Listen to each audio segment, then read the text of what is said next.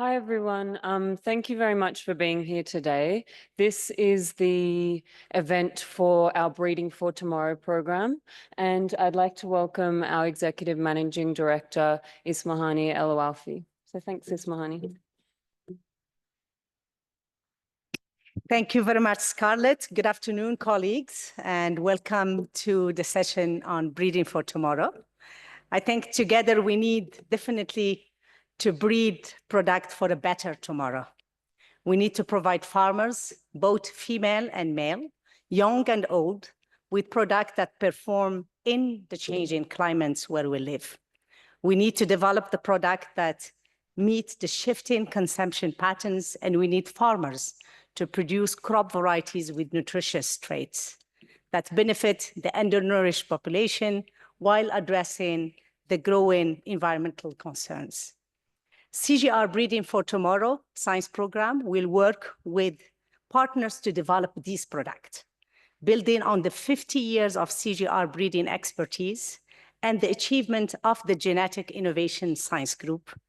Breeding for Tomorrow will develop and deliver a portfolio of climate-resilient, market-preferred, and nutritious products that will make food system much more resilient.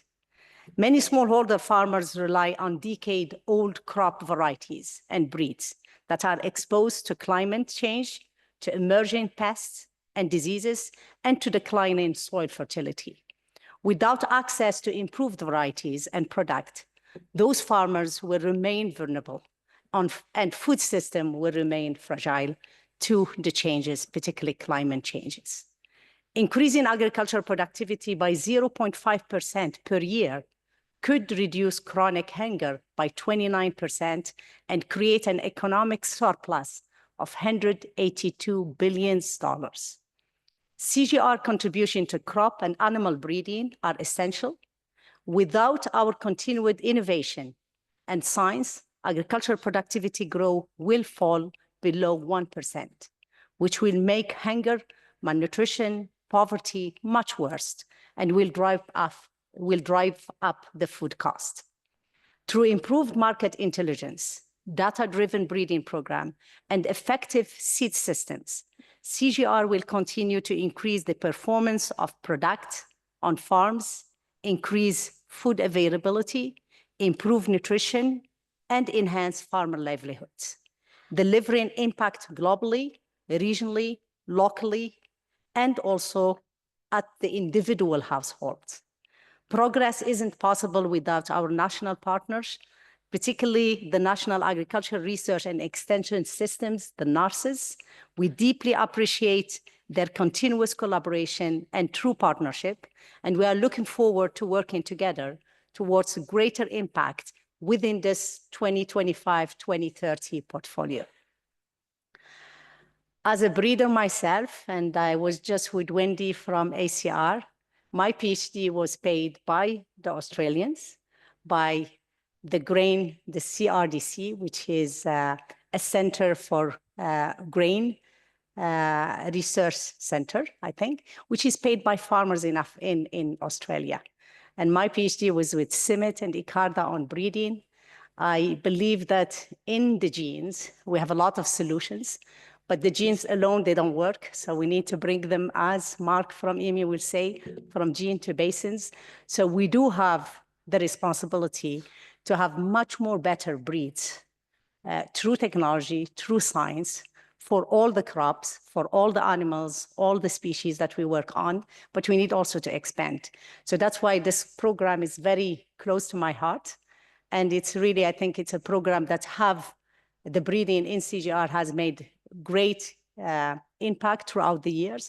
But in the next 6-7 years, we have to make much more impact, because the crops we have right now wouldn't survive in 2030. They wouldn't, let alone in 2050. So this is a program with huge ambition, but it has great scientists behind it. And I really wish you good luck. And I'm looking forward to the discussion. And I'll pass it to our interim director, Dr. Peter Coldrake. Thank you.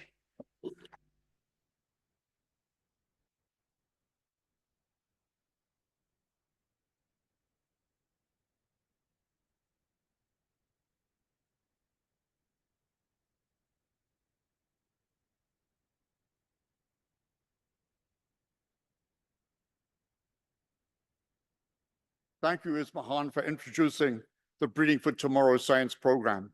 On behalf of all the Breeding Tomorrow team members and our many partners, I would like to welcome you to this launch of Breeding for Tomorrow.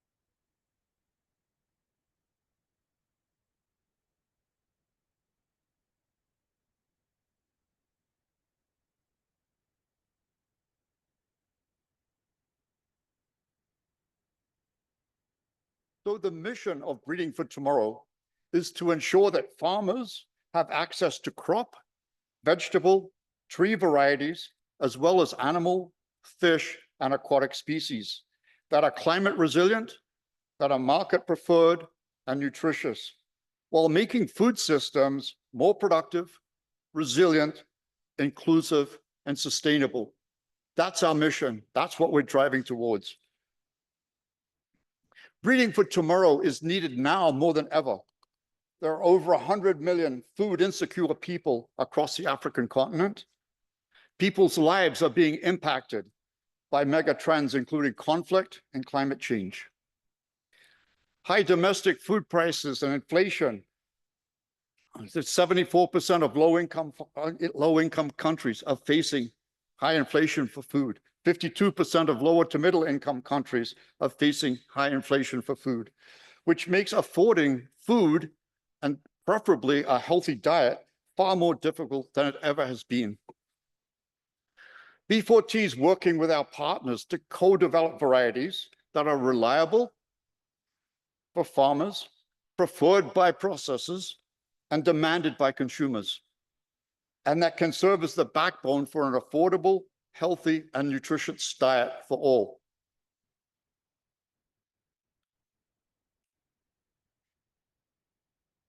What we'll do,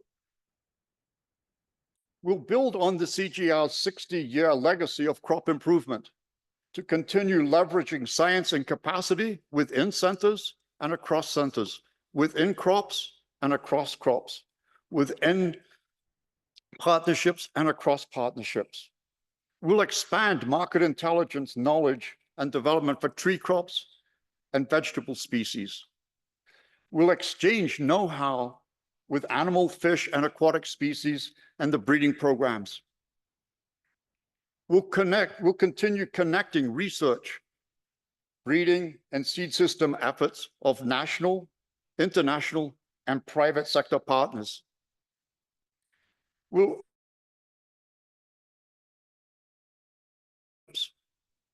that co-invest, co-create, and co-deliver prioritized products with tangible value and significant impact. We'll strengthen our work with scaling partners to accelerate the awareness, the adoption, and the penetration of new products.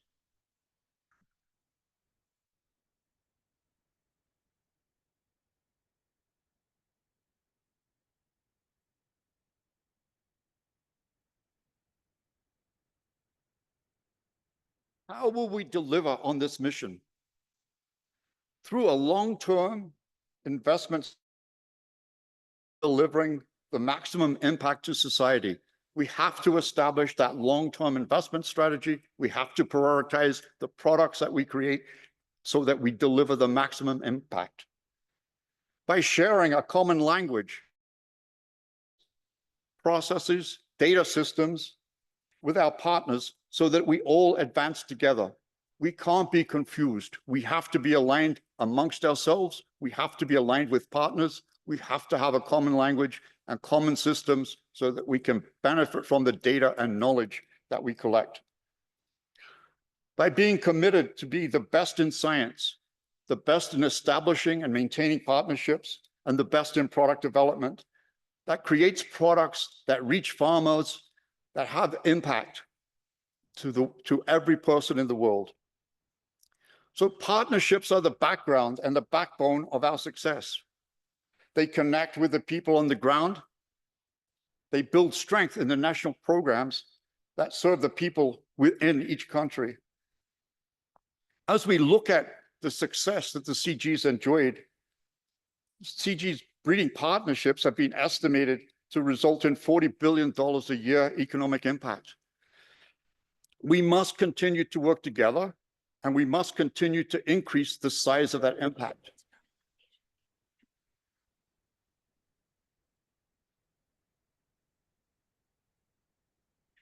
So how are we organized within Breeding for Tomorrow?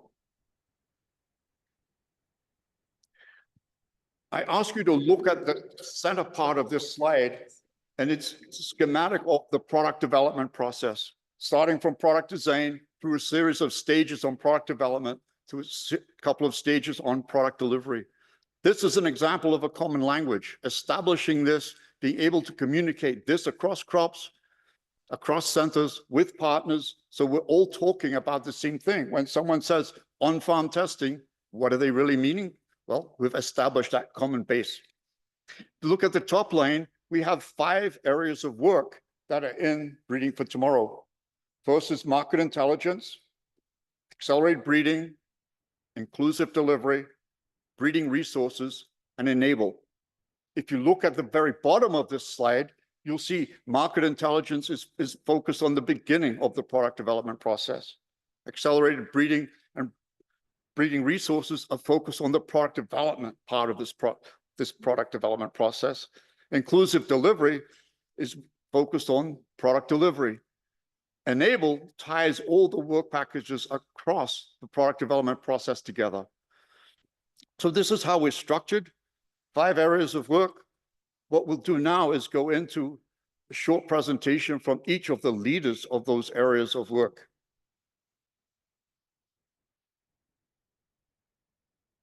So I'd like to invite Maddie Demont, who's leading the market intelligence area of work for Breeding for Tomorrow.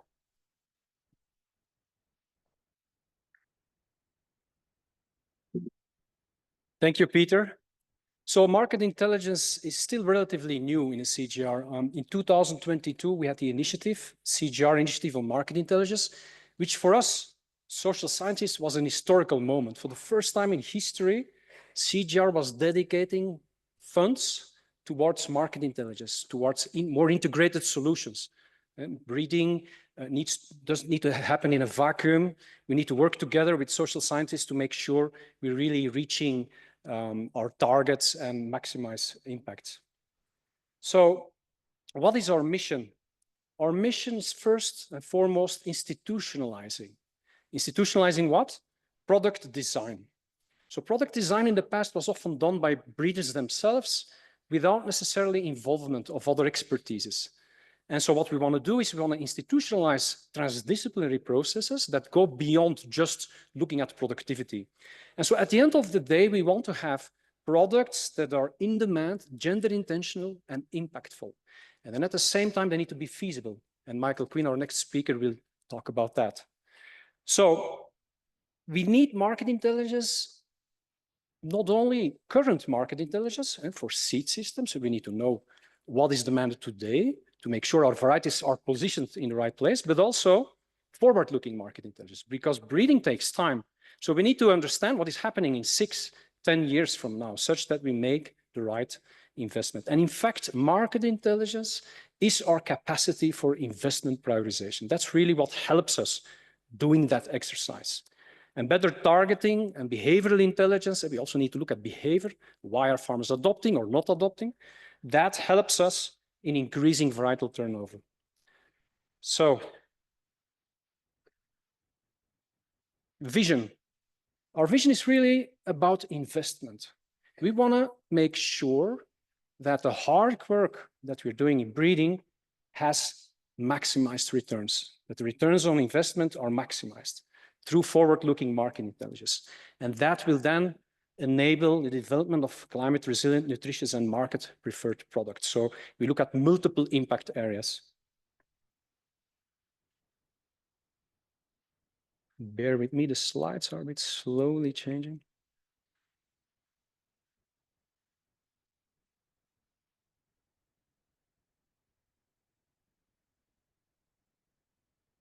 we're already there. So this screen is a bit slower than that screen, I noticed. So how do we work? We have our own pipeline, basically. As Peter mentioned, it all starts with market intelligence. We have our own pipeline that then feeds into the Breeding for Tomorrow pipeline. First of all, we have a steering wheel. We have several digital platforms. Two of them are really crucial, the Global Market Intelligence Platform, and I invite you to visit our booth there. We have a booth there where you can demo. You can see the Global Market Intelligence Platform. It's basically a platform where all the market intelligence is stored, exchanged, and transferred towards product design. And on the other hand, we have the breeding portal where all the internal management decisions are made. So we're basically able to look at the entire portfolio of all crops, 25 crops in CG, more than 25 crops outside CG. We're looking at more than 100 pipelines, more than 600 market segments, more than 400 target product profiles. And basically, we're making sure that the latest state-of-the-art market intelligence is fed into that product design process. So we inform product design, and this is something we don't do alone. We do this in transdisciplinary teams with breeders, with the NARES partners, gender experts, and so forth. And secondly, we make sure to use that information to make optimal investment decisions. So we have several high-level outputs to reach those targets. I hope they will pop up. So there are 5 high-level targets. Steer is really the steering wheel. It's service-oriented. We want to help people with data there. It also has a small research component, but this is really where the decision-making tools are being developed and making sure that they interact with the breeding management tools. Target is basically where we do market segmentation. We try to understand the markets. Design is where product design happens. Market intelligence does product conceptualization. And then breeders, they translate that into target product profiles that will guide their breeding decisions. Foster is another high-level output where we look at finished products that are in farmers' fields. We want to see why are farmers adopting or not adopting, and what can we do to accelerate varietal turnover. And then finally, invest is a high-level output that looks at how can we optimize investment decisions, investment allocation, and also looking at how can we attract more investment from donors, how can we increase donor trust. And I would like to hand over to Michael Quinn, who will present accelerated breeding.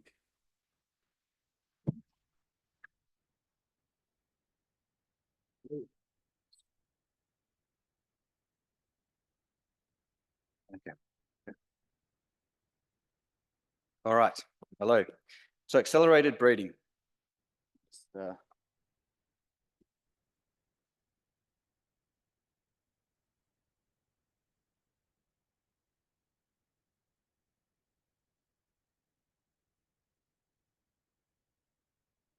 Okay. So the mission of accelerated breeding is to develop improved varieties, varieties that are climate resilient, nutritious, and market preferred, and to improve the breeding methods and processes that develop these varieties. Improvements that will increase the rate of genetic gain delivered to farmers that ensure we're targeted like a laser on farmers' needs and impact. And that all of this is achieved through partnerships that are more equitable and sustainable. But that went too far, sorry.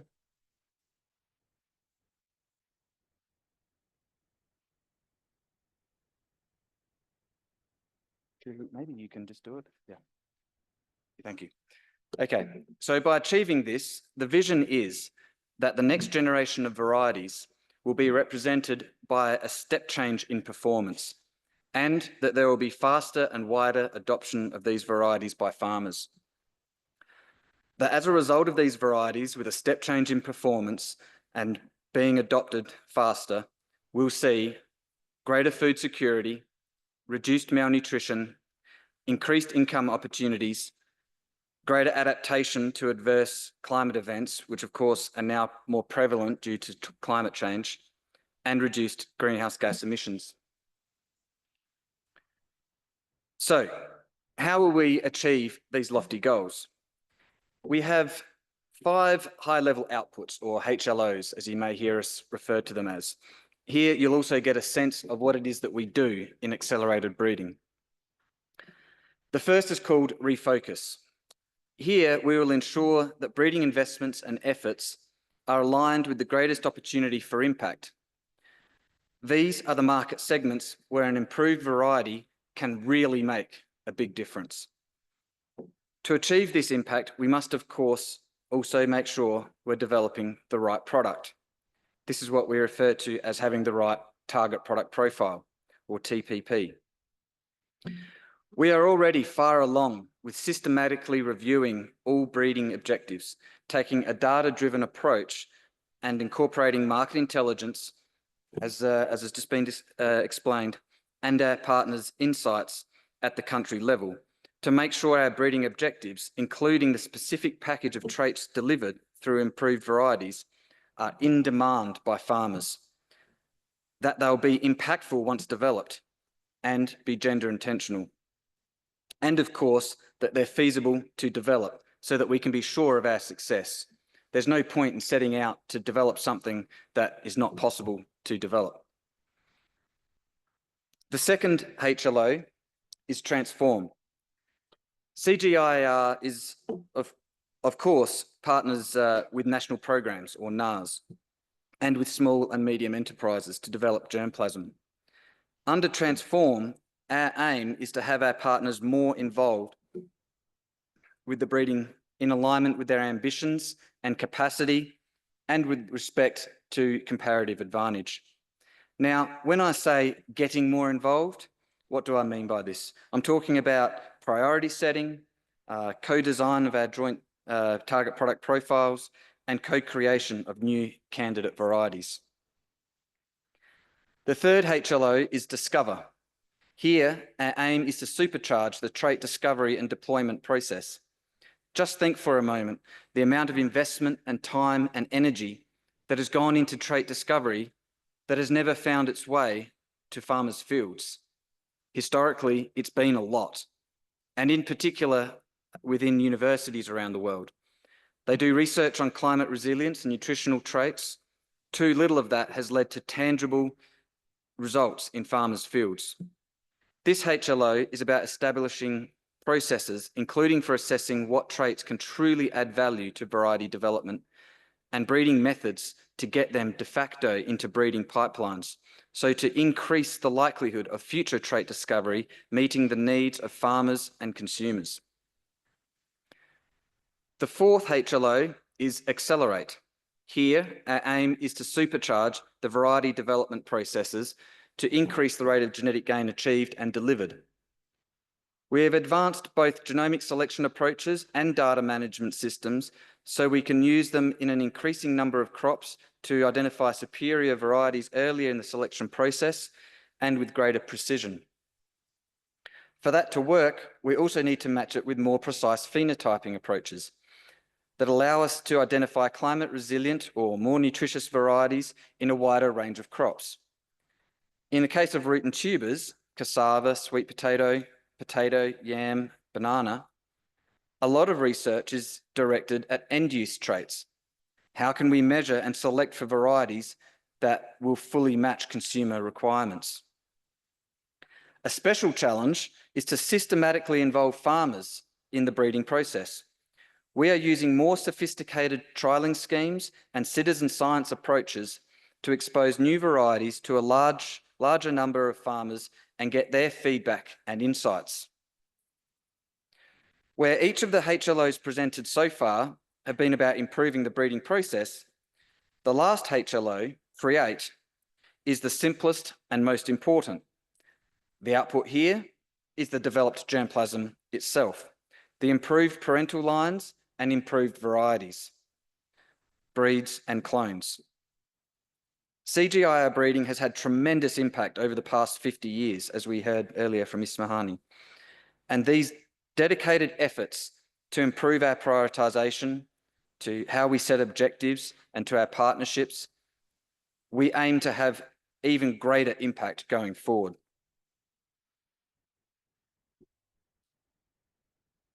Across the portfolio of improved varieties developed by accelerating breeding, these varieties, breeds and clones contribute to each of the 5 impact areas. Each new variety will be improved for one or more traits, which in turn will improve one or more of the 5 impact areas. For example, higher productivity directly improves nutrition and poverty, and indirectly improves climate adaptation, environment, and gender.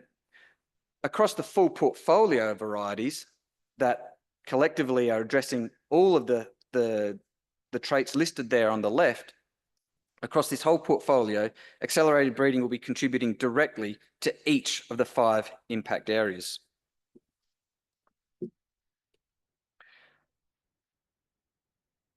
Building on work by the Excellence in Breeding platform and accelerated breeding under the last phase with genetic innovation, we will continue to strengthen the partnerships that create breeding networks between NARES, CGIAR, and small and medium enterprises. This will be achieved through a number of ways. By putting our national level stakeholders in the driver's seat when it comes to setting breeding objectives, and getting our NARES partners more involved in the international breeding effort, especially when there is close overlap between regional breeding targets and national breeding targets. It doesn't make sense to duplicate these, but rather to join forces and to synergize. Partnership is also about agreeing and implementing consistent performance standards and working together to support one another in meeting these standards. Breeding has proven to provide a very high return on investment, but nevertheless is a costly endeavour that takes many years until the result, the variety, emerges at the end. You can do it well or not so well. Implementing these standards means the resulting varieties will excel. Many NARES breeders have a good understanding of advanced breeding methods, but often lack the operational budgets to implement. Putting these last 2 points together, having NARES more involved in the international breeding effort and making sure they're able to implement the same standards as their CG colleagues do, this is capacity development that is much more impactful than simply holding a workshop or training event. By working with NARES to ensure a high quality process is in place for making national level advancement decisions, and doing this not alone, but in collaboration with seed systems partners that need to be willing to invest resources in scaling new varieties. Where is such investment really justified? The variety needs to be substantially better and in demand by farmers and consumers. We need to involve the very stakeholders that we claim to serve better in making these decisions, so the varieties will truly be of benefit and used, which of course is the goal. So that's accelerated breeding. I thank you.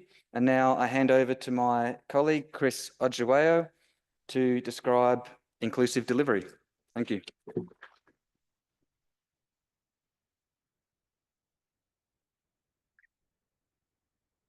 Thank you very much, Michael. I'll talk about inclusive delivery.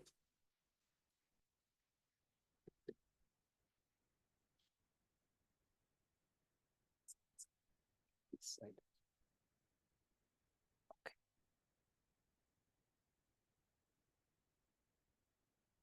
Thank you.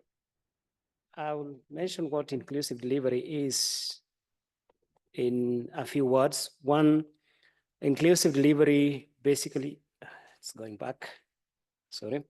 Basically, as mentioned by Michael and team, the process of breeding starts with design, goes to the products, and thereafter the products have to be delivered to the market, to the farmers, to the end users. And inclusive delivery plays this role of ensuring that the varieties do not end up on our shelves.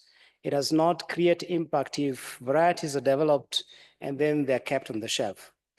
Impact is created when the varieties are eventually adopted by farmers, and the vehicle that carries the improved technologies, all the breeding efforts of the breeders, the vehicle that carries that is a tiny little organ of the plant called the seed. And so Our role as inclusive delivery team is to ensure that farmers have access to seeds. So our mission is increased access to affordable, improved varieties and quality seed use for smallholder farmers. And a success will be achieved through various approaches, scaling delivery of CGIAR co-designed and co-developed products, and also conducting research, particularly on two aspects, seed and providers or the farmers, to ensure that there is a linkage between the side of demand and also the side of supply, and as well as the enabling factors that drive the seed systems, particularly around the policies. And also importantly, an in-depth engagement between partners and particularly sharing capacities, because along the value chain, partners have various capacities, some of which are very good capacities in terms of ensuring that there is delivery, but also there are partners that need a little more of capacity building. And when this is all achieved, we'd like to see overall that there is increase in both the demand for and delivery of quality seed of climate resilient, nutritious, and market preferred varieties for smallholder farmers.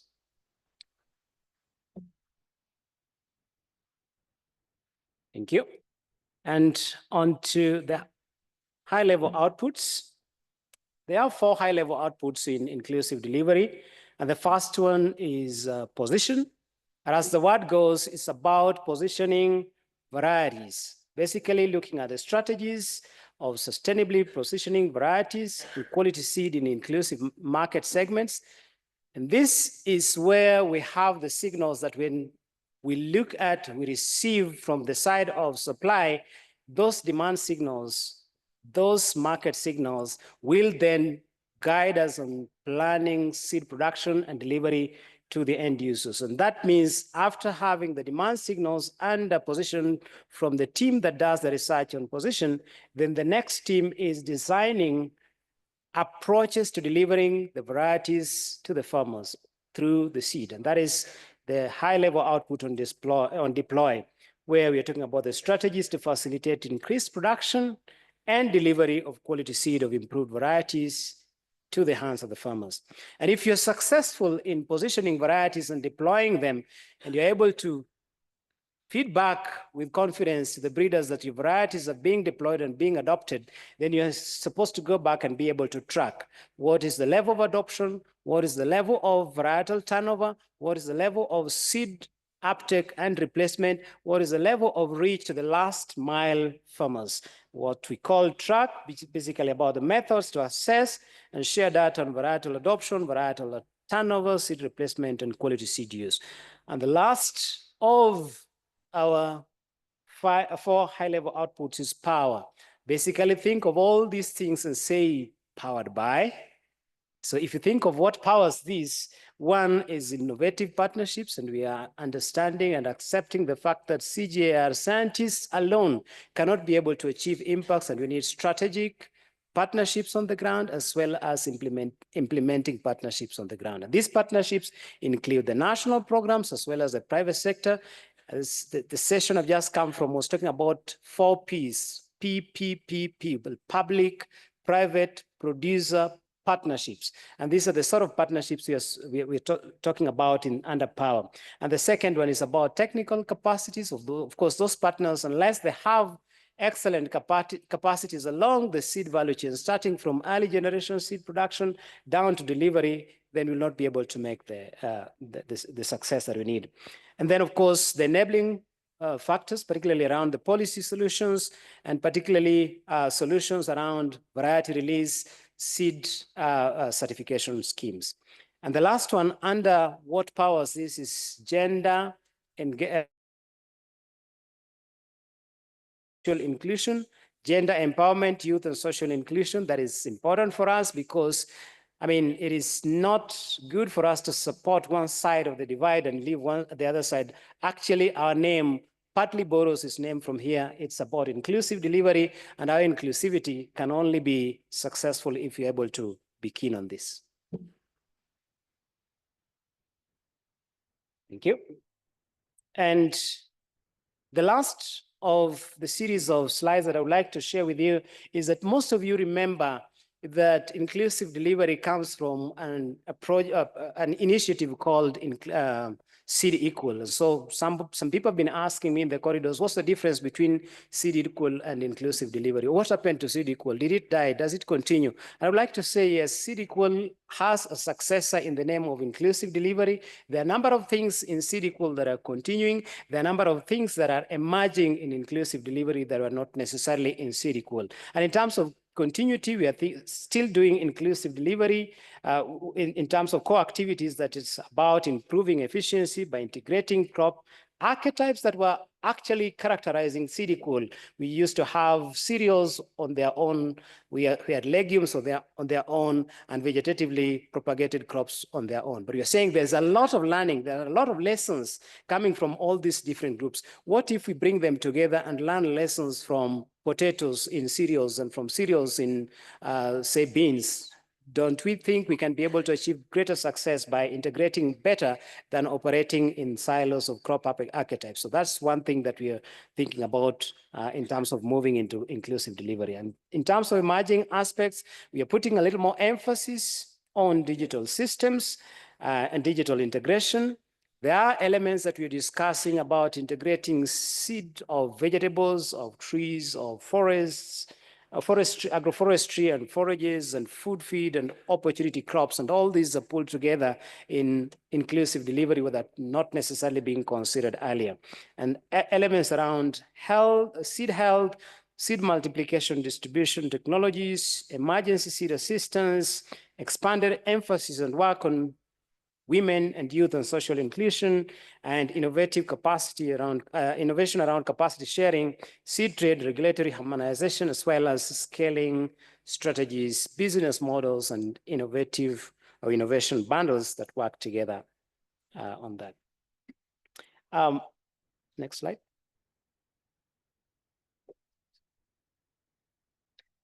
I'll skip this slide as I would like to introduce my colleagues. So next slide, please. In the interest of time, my colleague Engwa, leading breeding resources, would take over from here and explain how breeding resources support the whole crop improvement breeding processes. Over to you.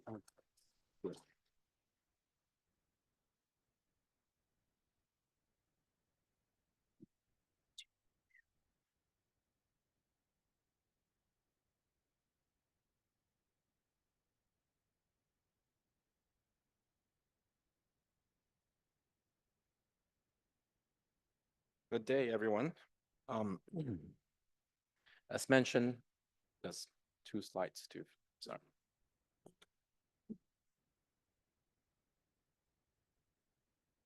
Okay, thanks. Good day, everyone. As mentioned by my colleagues, Breeding for Tomorrow aims to deliver superior products which are more targeted and faster to achieve greater impact. For breeding resources,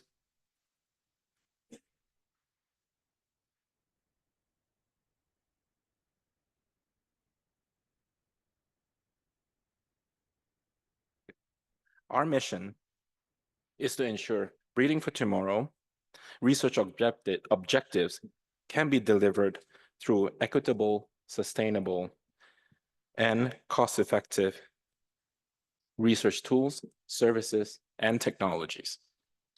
Our mission here is to support the delivery of improved varieties, livestock, and fish for greater food security, better income, lower malnutrition, and climate adaptation. Next slide.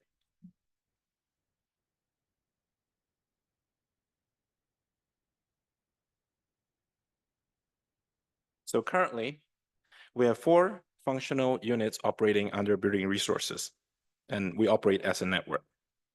These are breeding resources, digital solutions, breeding analytics, business process management, and global shared services and support. As we co-design and co-developed these units with our partners, we often remind ourselves that the primary value proposition here is to really deliver greater value, whether it's lower cost, greater access, or faster decision-making support tools. All this, we do this while keeping in mind that we operating as a network, we got a tremendous CGIAR network and our comparative advantage that we can tap into. All our breeding resources services are globally connected and locally adapted. And we constantly want to contribute towards building our local capacity and in support our long-term collective Breeding for Tomorrow capacity development goals.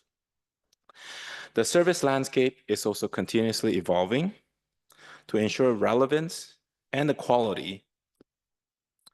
We continuously embed and enforce these elements of continuous improvement as well as quality management system as part of the day-to-day life of all the team members operating within a breeding resources unit. Next slide. So as for maintaining accountability on the resources entrusted by our funders and partners, we organize ourselves to deliver and invest around these three key high-level output areas.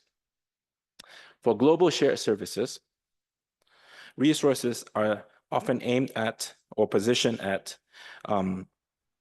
maintaining and creating services that are core to our breeding operations. These include genotyping share services, elemental analysis, and research operational support.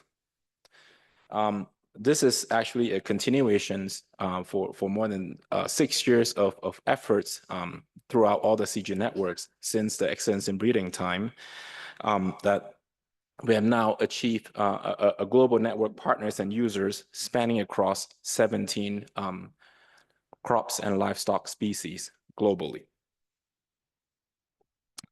Business model is also being continuously refined to reduce operational expense where possible so that we can achieve more with less.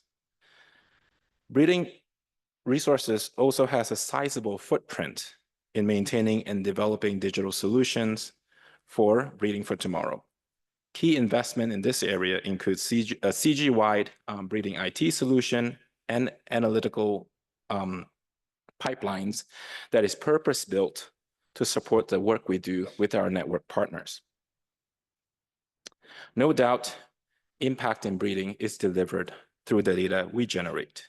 As we prepare our partner network to be more future-ready, we're also gradually ramping up our investments in the space of a common research data infrastructure.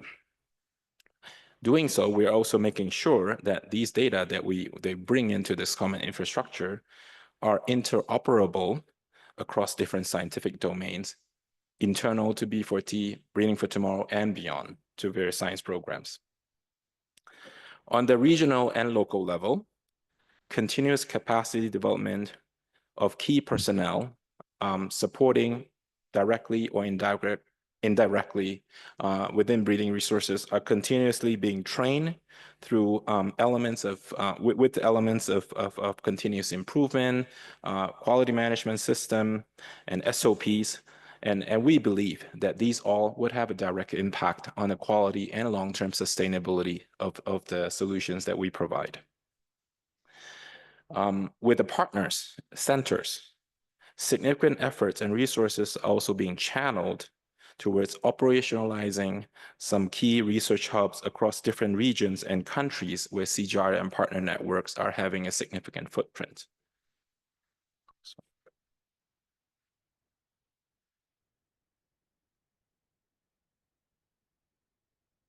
So finally, our rules of engagement and partnership. Breeding resources, the way we engage is governed by the overarching Breeding for Tomorrow partnership framework. We seek to integrate as much as possible our breeding resources units and functions and embed them as part of the regional breeding network partners and local research stations. As all BR units or work we do are cross-cutting, they can also be supported and operated wherever it makes the most business sense. And in this current funding scenario, I believe this is reducing duplication, driving costs down, increasing efficiency is all that we are all in the same boat trying to aim for. So with that, I would like to introduce our next speaker, Maria Fernanda, to share some updates on Enable. Thank you.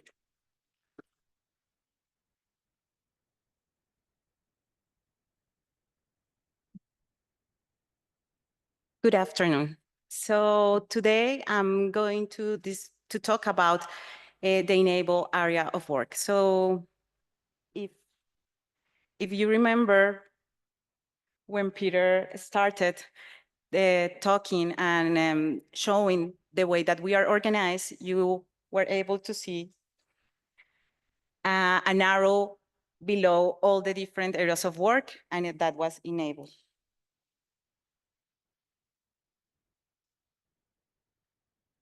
Okay, it's here. So Enable goes across the four main areas of work, and Enable was born as an opportunity of improvement. So it means that we were reviewing our previous developments in the previous portfolio, and we identified that we were lacking or needing some extra support to coordinate.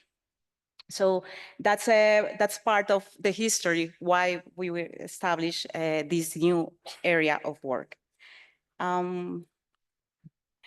So the main mission for the area of work is, I'm sorry, it takes.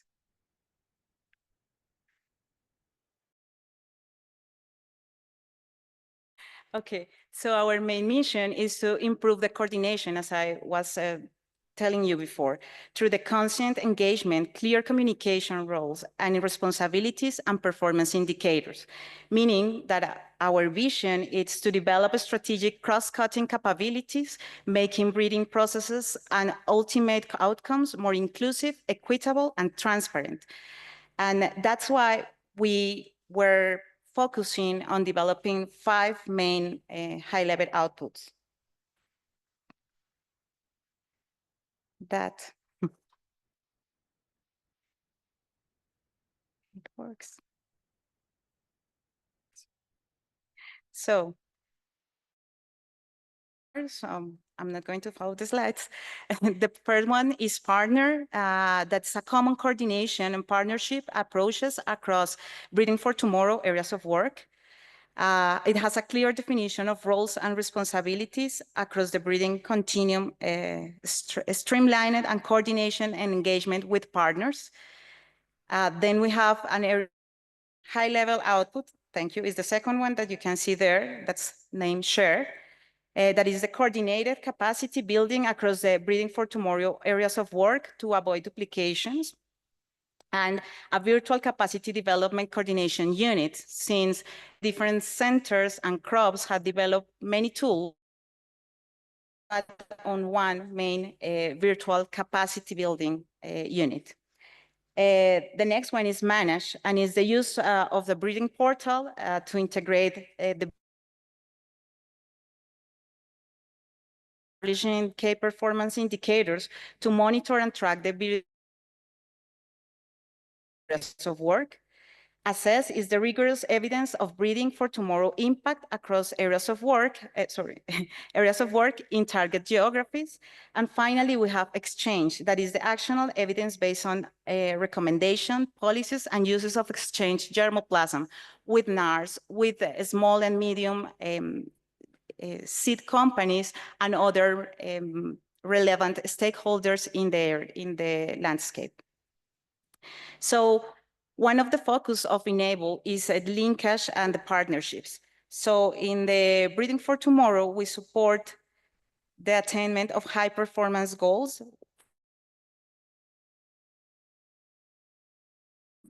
The program.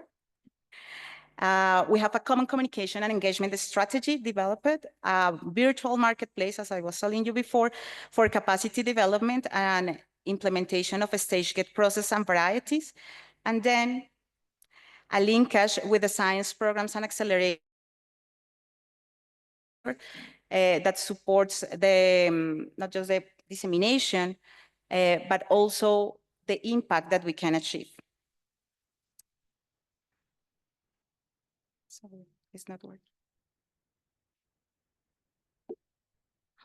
It's not here. Okay. Yes. Okay. And then we have the partnership beyond the CGIAR. It's where we coordinate research and scaling capacity, technologies and skills to transfer into agricultural research institutes, multinational companies, facilitating the South collaboration, and also having some of the visiting scientist placements so we can have a better interaction across areas of work, also across the stakeholders and different kinds of partners. So to discuss a little bit on how to strengthen that partnership, I'm going to invite my colleague Bish Das and Godfrey Osea, the General Officer for NARES, the Senior Principal Research Officer for NARES, to continue explaining a little bit more about the different partnerships.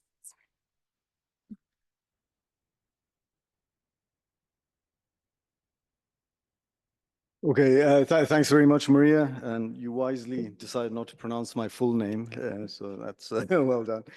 So my name is Bish. I'll talk a little bit about partnerships together with my colleague Godfrey Osea from NARES. So as we've heard from all the presentations and even the opening remarks from Esmahane and Peter, partnerships is at the core of everything that we're doing in breeding for tomorrow.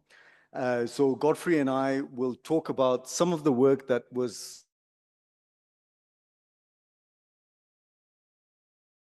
tomorrow, and also within accelerated breeding and ABI. So I'm going to look for there we go.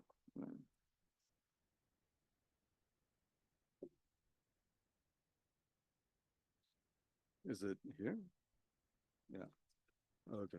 All right, so as it's loading, which I hope it will do, so, extensive work has been done, so we want to share some of those experiences, and the idea is to start thinking about how we can scale these and continue these within breeding for tomorrow. I'm seeing no...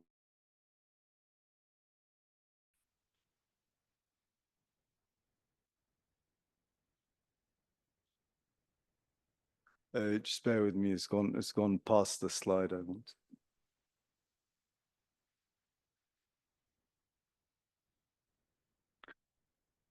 Okay, well, let me talk to the slides and I hope they will make sense. So firstly, I mean, there is no alternative to partnership. So I think that's been well established through all the talks that we've heard today. No institute can go it alone. I think the challenges that we're facing are at our disposal are limited.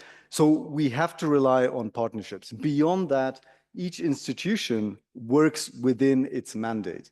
And the CGIAR have a mandate to commercialize and sell varieties. So we need to work with scaling partners who can get those varieties to the farmers that need them.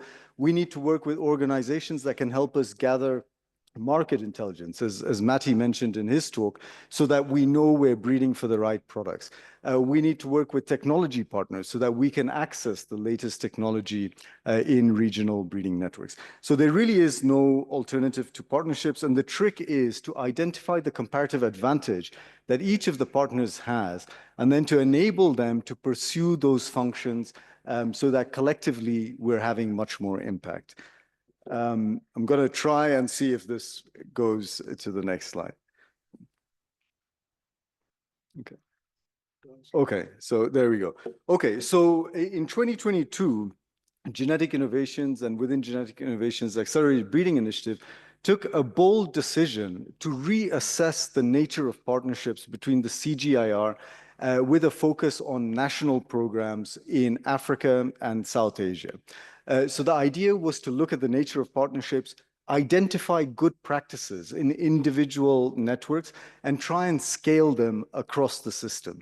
But also in the spirit of continuous improvement, we wanted to use that opportunity to identify opportunities for further improvement, to make our partnership models more robust and more efficient. So we had in-depth consultations with over 25 countries, mostly in sub-Saharan Africa, but also in South Asia. And what came out of that was a very clear recognition that the CGIAR continues to play a very important role in all regions in variety development and breeding. And quite simply, if the CGIAR didn't exist today, we would have to invent it. We need an organization that does all the functions that the CGIAR currently coordinates on a regional basis. And so coming out of these partnership collaborations, I'm on the right slide, yeah. A number of high-level priorities were jointly defined by the NARES, the CGIAR, sub-regional organizations such as CORAF, ASARECA, AGRA, CARDESA, and the funders. So 8 clear tasks, areas of improvement were identified that require focus. So some of them are on the list here. I'm not going to go through them in detail, but clearly there is a very strong need for co-creation and alignment with national priorities that have already been defined.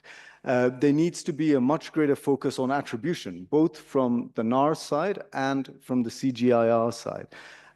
There is a feeling that there needs to be renewed focus on capacity development. So many of the national partners have been saying this appears to have been deprioritized over the last 10 or 15 years. Co-decision making as varieties are moving along the variety advancement process. So this has been guiding us as we have been trying to strengthen partnerships. And the next slide hopefully comes up soon.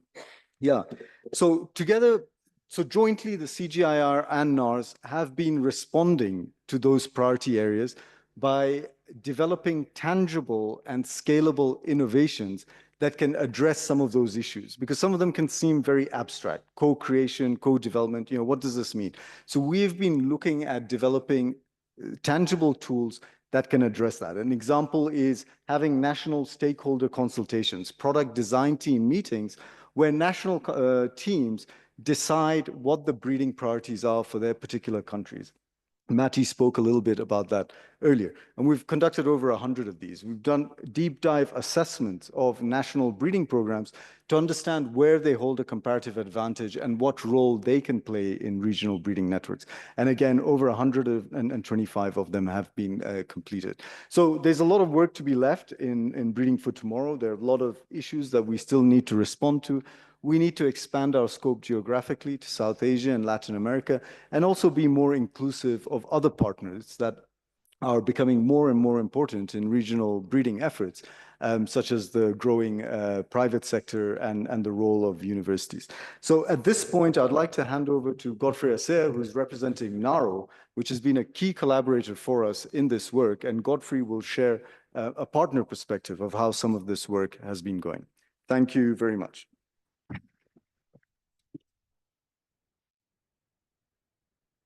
Thank you, Bis.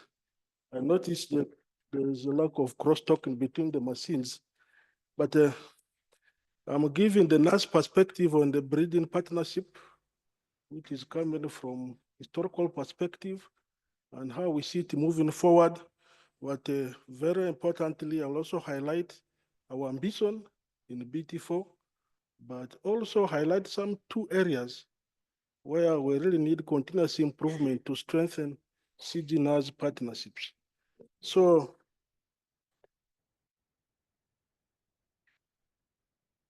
let me start by saying CGs play a very critical role, and they are very critical in our partnership with national programs for many reasons, but let me highlight number 1, global germplasm movement and access, particularly for trade donors. CGIARs play a very important role in here.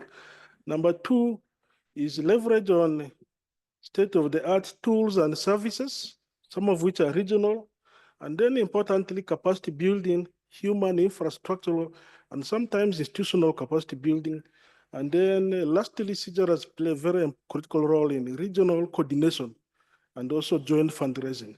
So really that is key. And in terms of germplasm, just to highlight the example from Uganda, we just did a SPIAR report. More than 70% of the varieties are derived from CG sources. That shows you the extent to which CGs are very important in germplasm, but also to highlight NARO as an institution has a very strong collaboration with the CGs. We actually host several of them, as you can see, and also have both research and host agreement for a number of the CGs in Uganda. Next.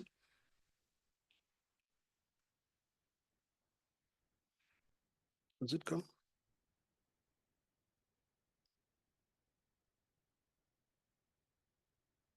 So the next slide I want to make is on our ambition statement that national programs really have capability to do quite a lot with the innovative partnerships between the different partners, but also have very clear mandate. And I want to make this statement that the path for impact for CGs is through national programs. And therefore, national programs are a very important partner to our impact areas. And to a big extent, actually the overlap with the national aspirations, national research operation aspirations. And you can see many of them are derived mainly from SDGs. And those are anchored in the national development plans of many countries. So we align in there. But there are two areas that we need to work on, keep working on. Number one is communication and technical coordination among centers in country so that we reduce cost of engagements. We have seen cases where cities are engaging differently, even for some of the same crops. And that causes huge costs which are not necessary. Number two is the issue of co-creation, which we need to keep working on to involve partners from the beginning so that national priorities are also taken care of and there is joint ownership and role allocation as we implement programs. Next.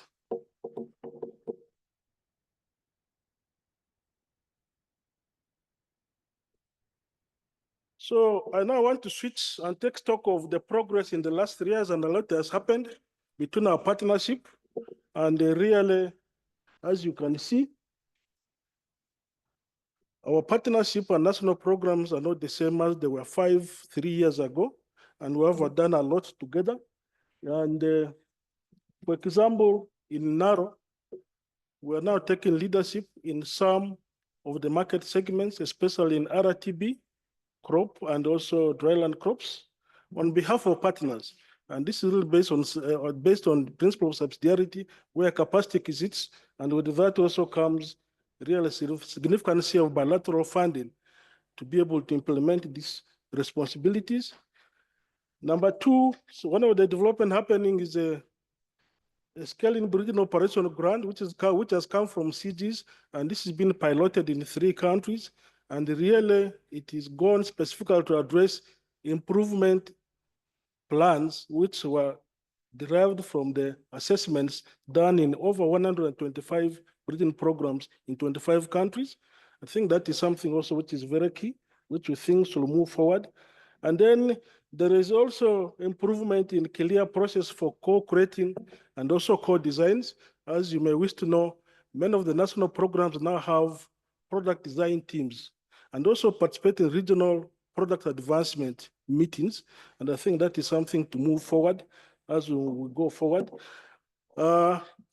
The issue of shared services, particularly coming from crop to end hunger, but also capacity build initiative through collaborative breeding leadership program or academy. That is a very key area that we think is very important that should move forward. And all this has happened in the last 3 years. And it is really catalytic to address our partnership agenda moving forward. So as national programs, we feel very empowered. I want to make that statement on behalf of my colleagues in the network, but also through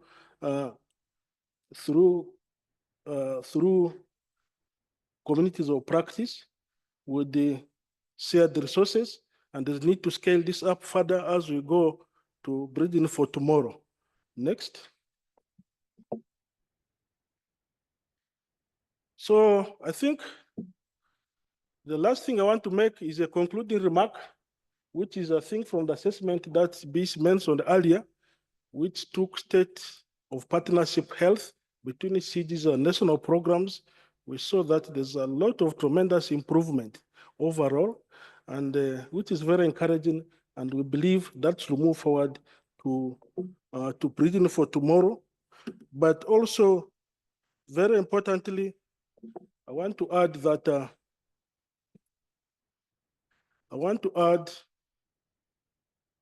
that national programs have to move hand in hand with CG programs, and also call the CG colleagues to be like good drivers who look through the behind the mirror, so that the national programs are not left far behind in terms of all the areas which have been highlighted above in the previous presentations. And with that, I thank you very much for your attention.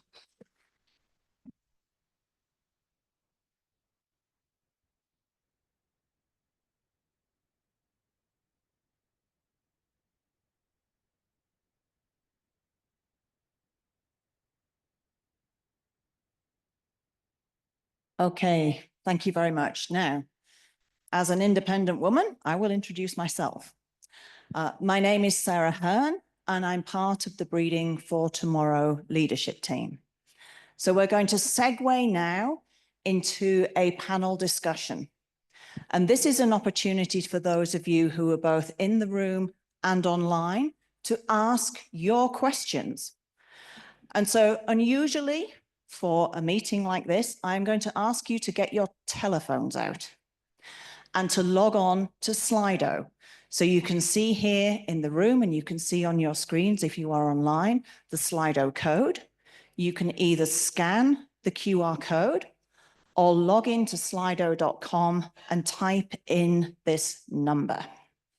So while you are doing that, I would like to introduce the panel that are going to answer your hot topic questions today.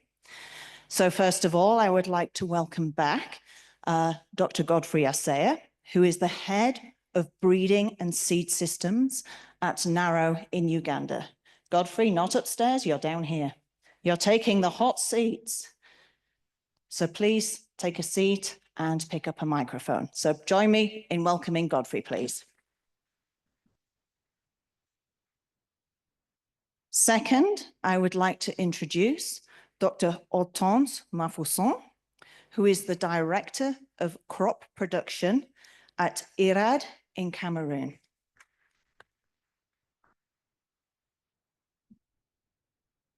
And now I'm going to make them move from the main stage. First of all, please welcome Matty Demont, the Market Intelligence Lead for Breeding for Tomorrow.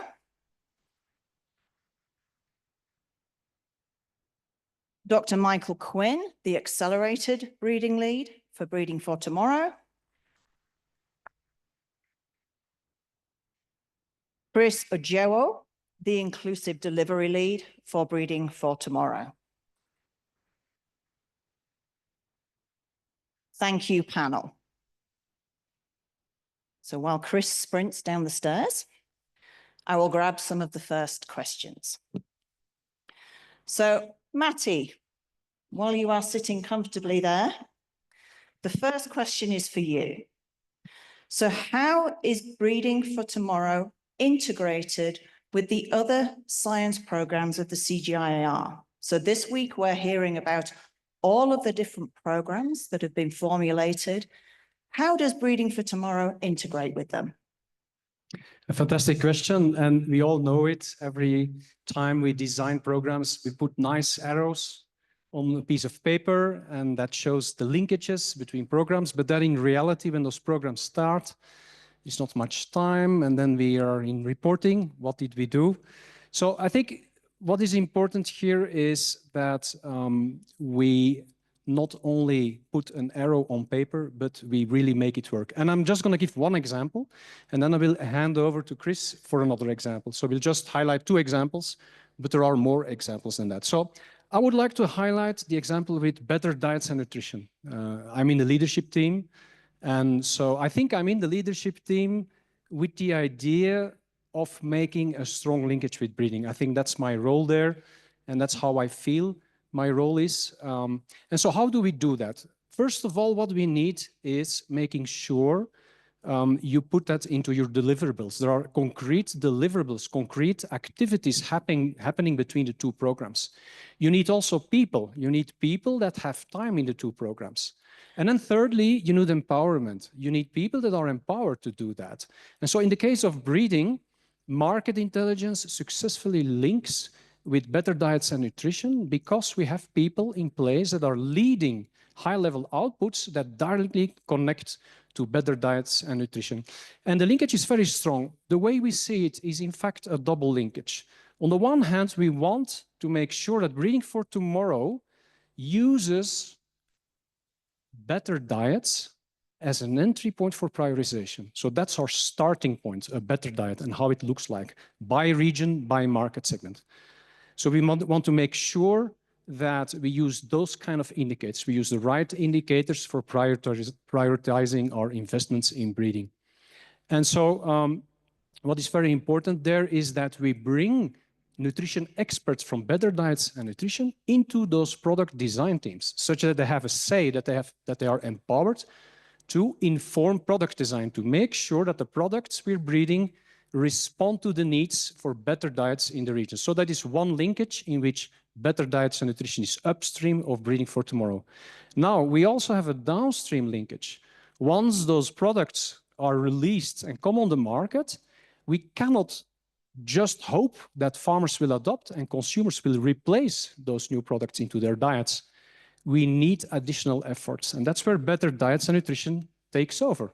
So we look at uptake of those crops. Why are those crops being uptaken or not taken up? And so we need to look at all the elements that need to be in place for those products to be successful. So that's one linkage. I'll hand over to Chris for another linkage. Thank you.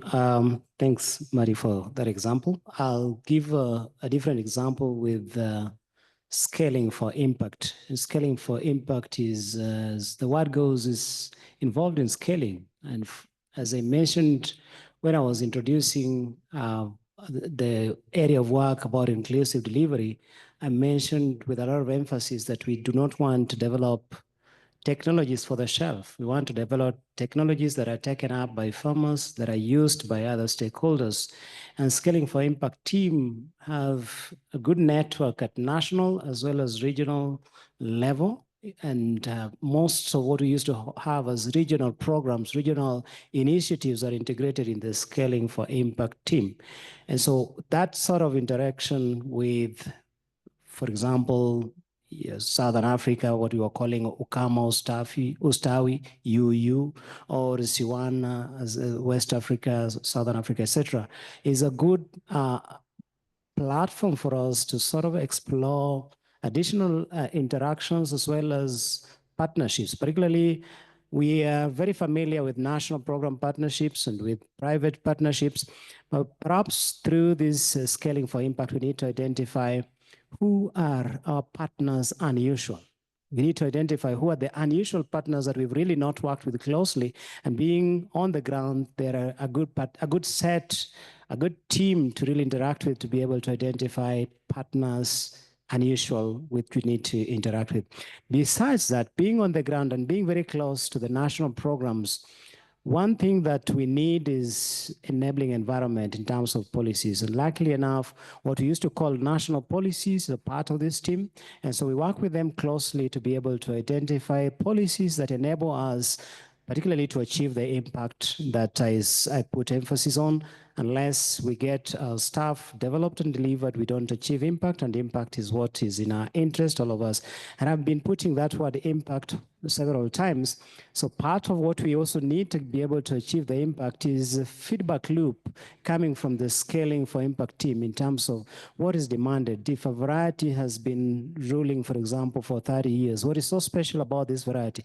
We need that kind of feedback so that we develop relevant varieties that could replace some of those old varieties. And of course, the fourth in the list of items that I could be able to mention, besides that feedback loop, is impact assessment. And of course, impact assessment is not just in terms of product, but also in terms of the methods of delivery. How do you deliver it? And so if we can be able to pull together the products and the process of delivery and do studies that enable us to get a feedback on the best approaches to deliver and create impact, we can design better how to be able to deliver impact. I would like to stop there for the time being. Over to you. Okay, thank you very much. And thank you for keeping to time with your responses.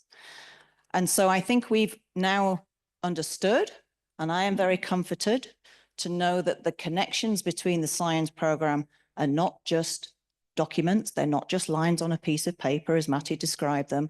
They're real tangible linkages between scientists, within institutions, across institutions, within and across regions. And so really working towards how we best deliver impact and integrate science and different disciplines to do that. Thank you for those responses. Now, Hortense, we've heard some fabulous things today about all of the different kinds of science and innovations that Breeding for Tomorrow is working towards. In your opinion, what do you think Breeding for Tomorrow should be doing more of? Okay, thank you very much, Sarah, for this question. If I repeat the question, what is to improve on? What is, What can we be doing more of? Yeah, what can be for Breeding for Tomorrow can do more? Yep. That means that there is already something being done. And I think from Godfrey's presentation, it was said that most of our germplasm in our research institute, especially NARES, are from CGIAR. So I think it's an opportunity for me to appreciate the great contribution of CGIAR in our breeding, the NARES breeding program. Yeah, but I think there is more to do. And I think I will insist on 4 major points. I think the first, and for me, in my opinion, is the most important, is to improve on capacity building of NARES scientists and technicians who are the one implementing the projects in the country. I think this can be done in several aspects, starting from capacity building on advanced techniques, advanced breeding techniques, on the use of sophisticated digital tools. But one key aspect I would like to insist on is capacity building on research proposal writing. Yeah, because I think in our NARES, there is a problem of resources, and it's important for NARES researchers and then CGIAR researchers to work together and write joint proposal. So that was my first point. The second point is capacity development, especially infrastructures. When researchers, NARES researchers are trained, and when they come back to their institute, sometimes they don't have the opportunity to apply what they have learned. And it's good that Breeding for Tomorrow find a way of improving infrastructures in research in NARES. That can be done under a project or maybe working with partners or donors in order to improve infrastructures. The third point, I think, is, I said it earlier, is joint fundraising. That is joint proposal writing. NARES and CG should work together in order to write a proposal that will allow to raise funds and implement all activities. The last point is after implementing the work, it's good that NARES and CGIAR publish together. So it's joint publication. I think this is important to work on it. In general, I can say that if I want to summarize, I think NARES should be empowered so that I think in order to avoid duplication, so they should be empowered so that where capacity is, the implementation should be done at the level of NARES. And I will also take this opportunity to say that Breeding for Tomorrow should also has been engaged in several countries. So I will now take the opportunity to present the specific case of Central Africa and other countries. I think in this presentation, Bish was saying that there are some areas which has not been covered. Breeding for CGIAR has worked a lot in West Africa, and so many NARES have been empowered. But at the level of Central Africa, there is still to be done, and I will suggest that Breeding for Tomorrow engage more NARES because the case of Central Africa, there are more than 200 million people, and it's only 1 or 2 countries who are actively involved in activities with the CGIAR centers.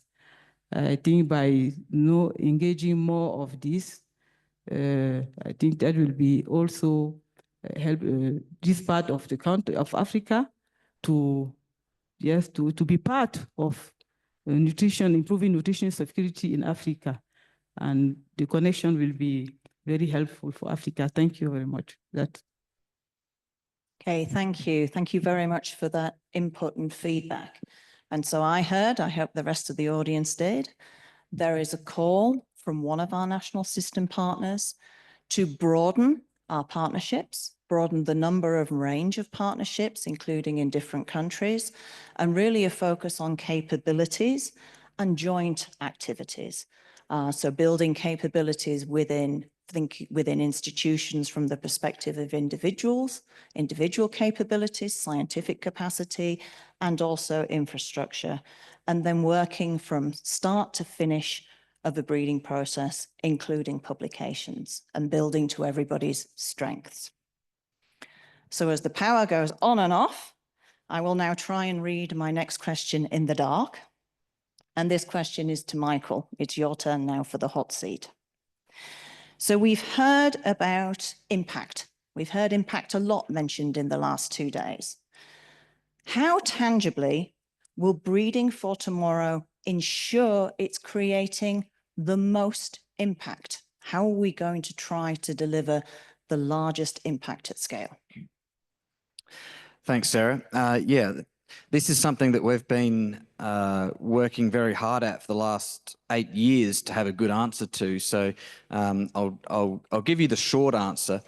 The short answer is that we now, for the first time, have the full portfolio of CGIAR breeding pipelines and how they map to, or how they're targeting specific market segments.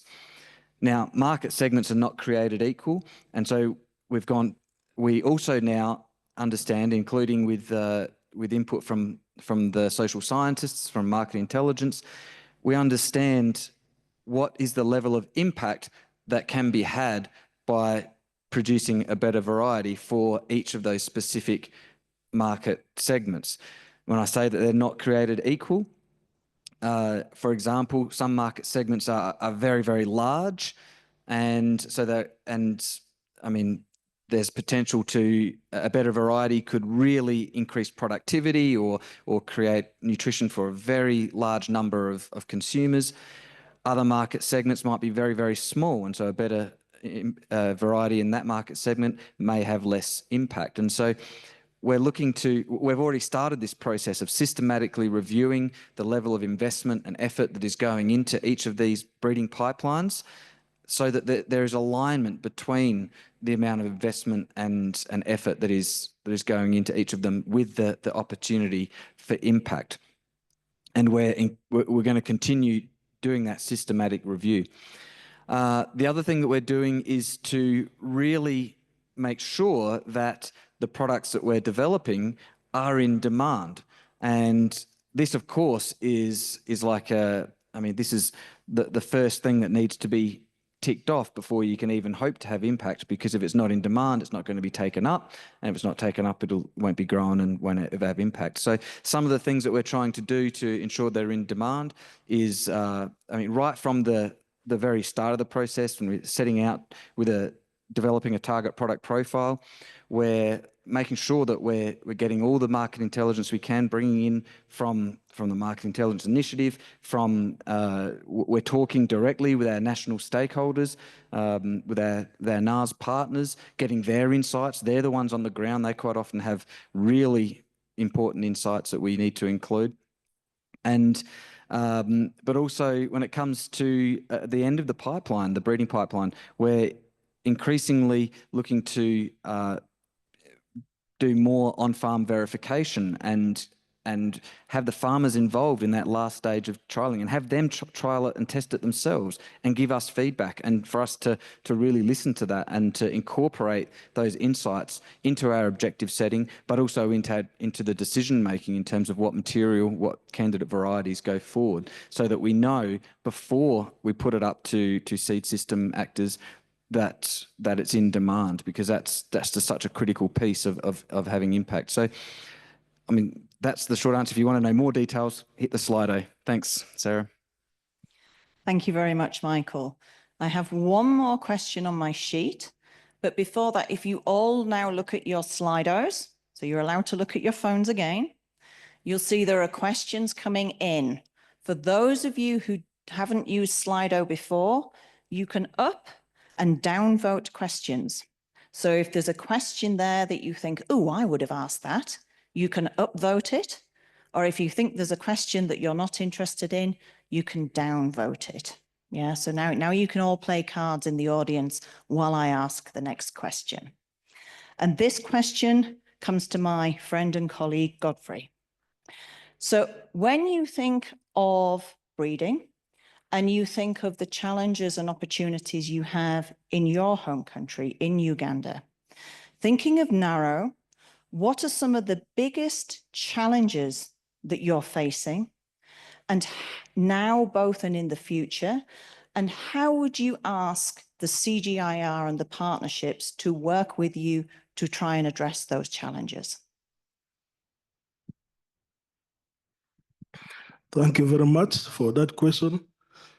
I want to start by saying the breeding environment varies from one country to one country, but I think our challenges as national programs are similar. What I'm going to highlight for NARO as challenges, I think to a large extent is similar to the national programs. The first challenge I want to bring on board is the issue of talent management, succession planning, because at national programs, attrition rates are very high. We have policies that ban recruitment, so people pipelines are not there. And so you don't have, to many extent, institutional succession plan especially for breeding. To the extent you have sometimes one breeder covering several target product environments and market segments, and makes that person very inefficient. So you can't do much. That is number one. Number two, we see the balance between product development and delivery. To a big extent is not there. There's big progress now in terms of product delivery. In the last 10 years, we have released over close to 90 varieties in the last 10 years alone. And these are some of them are really compelling varieties. But what we see is adoption rates are very low, number one. Number two, the on-station genetic gains are not translating to realized productivity gains on farmers' fields. So if you have a maize variety with potential of 9 tons, and on farmers' field, you are getting yield of 2 tons, there's a big loss in between due to delivery, farmer knowledge, extension issues, and other issues. And that's a big challenge, I think, in NARO, Uganda, but also applies to other countries. That's a challenge that we need to highlight. Access to technology. Enabling technologies, new technologies, sometimes a challenge. Part of it is due to some policies. But again, this varies from one national program to another. But by and large, I think that is a challenge that we need to highlight. I also want to highlight the issue or challenge of South-South cooperation, which can be better. South-South meaning narrow working with the Carlo, or narrow working with other partners, national partners, or even within the same country, narrow working with universities. We need to, I think, do a lot of work there to strengthen that capacity, which we have in the country and in the region through South-South cooperation. And this is a role where I see CGs can also help out to facilitate that partnership. That is very important. And lastly, I want to also bring the issue of data ecosystem that needs to be institutionalized, because a lot of data there's progress and improvement through crop networks. But as institutional, I think there's work to do there to institutionalize that effort and have data centers within NARO so that we can also have institutional memory and the data control. And I think that's an area that also I want to bring out. Thank you. Because if I bring too many, but there are many challenges. No, thank you. And I think many of those challenges we share within the CG system as well. So they're not unique to the national programs. And one thing that you mentioned, which I think is a really important thing to repeat, is that breeders are often doing a lot. So you have one breeder who is managing everything from A to Z and managing that across a lot of different product profiles. And I think here it talks to the power of doing things in partnership. We can each talk to the comparative advantages both within and across different institutions of the CGIAR and with NARES and SME partners to scale some of the work that we're doing, share some of the work that we're doing in order to better deliver impact. And so now, it's getting quite hot on Slido. We've got a lot of voting up and down. And so I'm going to read the question and then I will direct it. Unfortunately, the poor panelists here can't see behind them. They're not quite like owls yet. We need to work on genetic editing them so they can turn around. So the first question is, how do you keep up with the fast developments in digital phenotyping and AI? And what does this mean for breeding for tomorrow? So I'm going to first of all direct that to Michael. Sure. So this is a good question. And I think the first thing to keep in mind is, what is the problem you're trying to solve? So in my presentation, I gave an example of the root and tuber crops that are really focused on end user traits. Some of these are really, really difficult to test for. And so the question is, how can we use new technologies to solve that problem? And there are other problems. So, I mean, it might be a digital tongue that can try and replicate sensory panels that are very, very expensive, and it's hard to test material in early generations. There may be a role for AI in solving some of those problems. So that's my first point. My next point is that there is work going on in this space with digital, it's gone now, but digital phenotyping and the like. And so we're not doing it, but we're also at the same time, we've got a really strong focus on getting the fundamentals right and in place first. There was mention in the question, I think, about the private sector, or maybe it was one of the other ones, the other questions that's yet to come. But I mean, yes, the private sector are using these approaches. They're doing so after they've got their fundamentals in place. So, for example, there's no point in having really sophisticated drones running over field trials if the plotmanship is not in place, in good order, and the trial is not in good shape in the first place. So, there are many fundamentals that need to be in place around. I mean, I mentioned one with the trial quality and plotmanship, but there's also data management. There's data quality in terms of how the statistical designs and analyses are done. There's your breeding scheme in itself. It's how parents are chosen. There's a whole range of fundamentals that must be in place before we move to the really, really exciting stuff. So I'm not saying we don't do it. We are already doing it, but we're making sure we get the fundamentals in place, and we're doing it to solve a specific challenge or problem, not just because it feels like it's the next thing to do. Thanks. Okay, thank you. And I'm going to jump to the next question, which is talking to the strategy for more complex traits.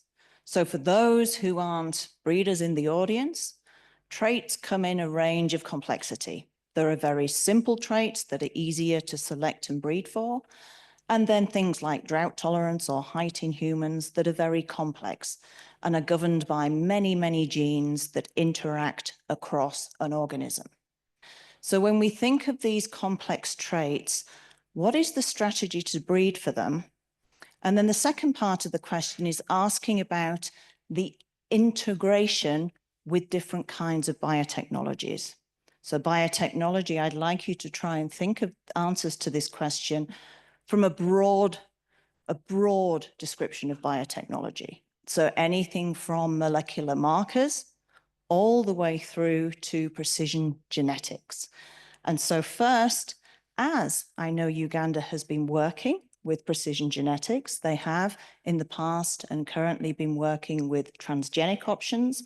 How would you see the use of that kind of technology within your breeding programs?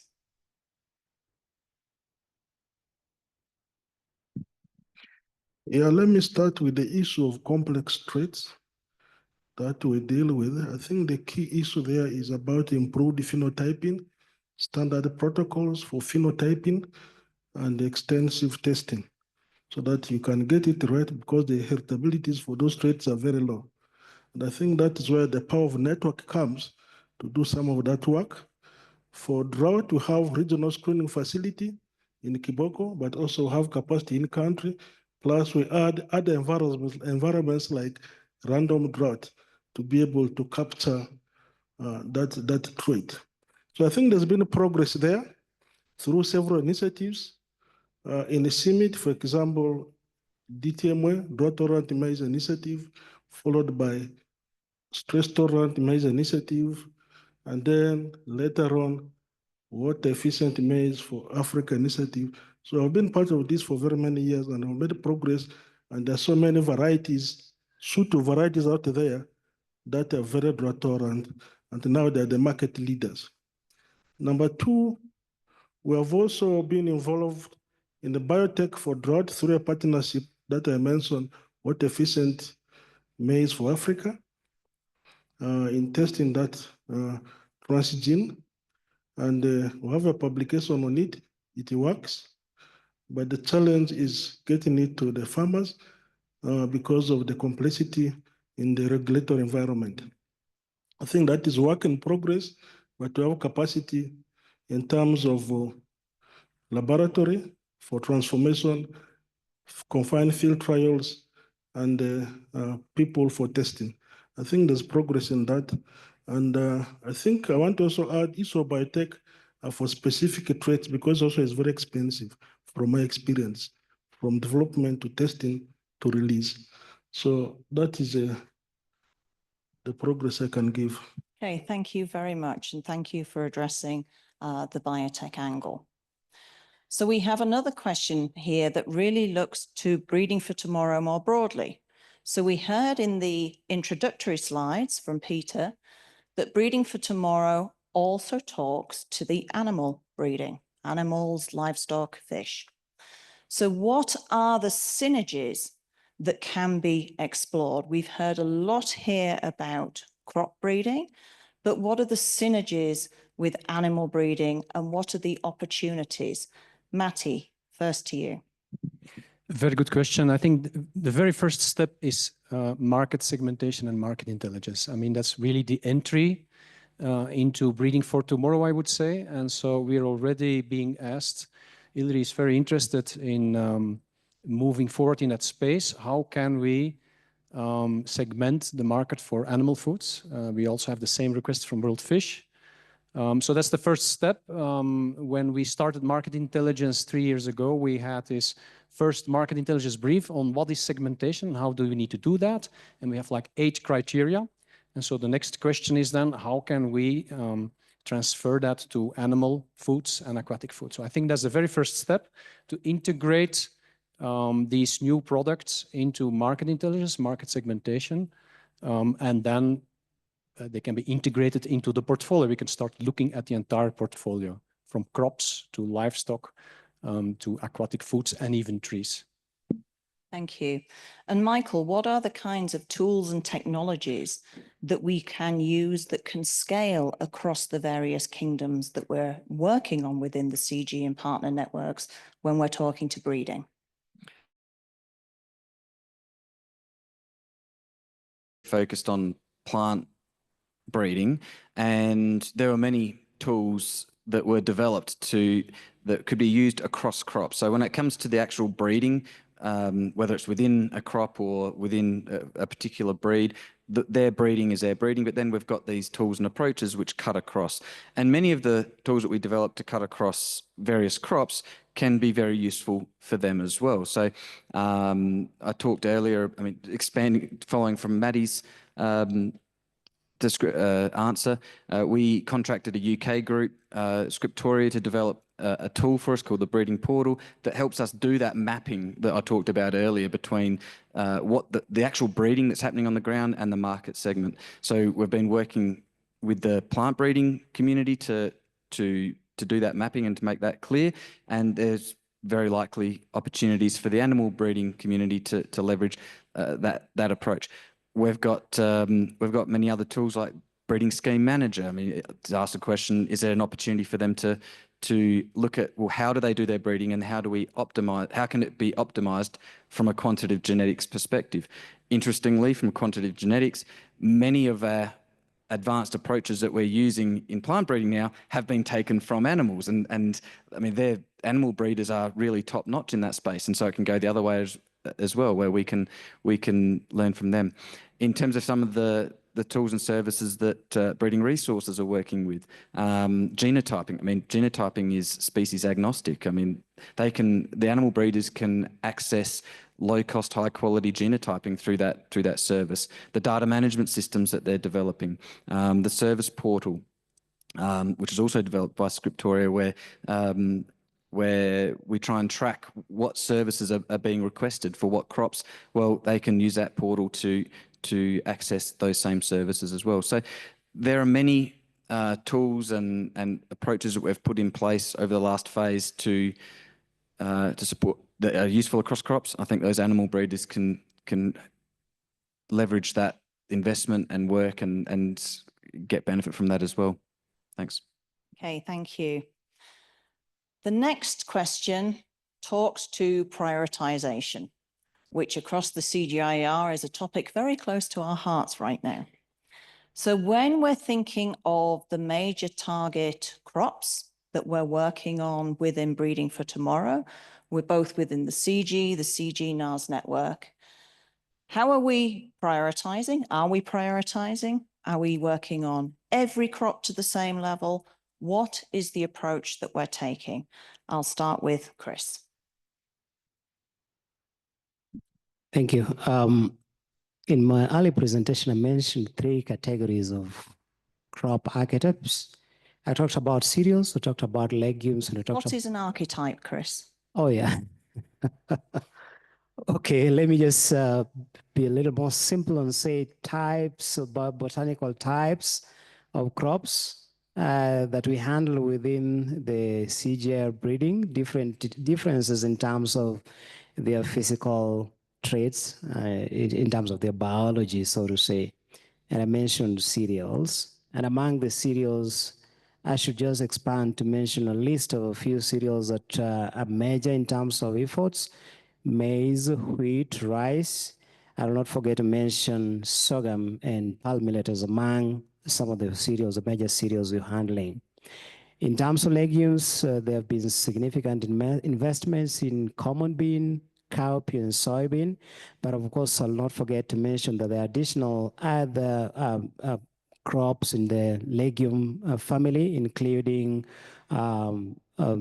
chickpea, pigeon pea, groundnut, faba bean, that various CG centers are putting significant efforts in developing varieties for and working very closely with the national programs in ensuring those varieties are going through the official release and registration and with the private sector systems to ensure that those varieties are adopted by farmers.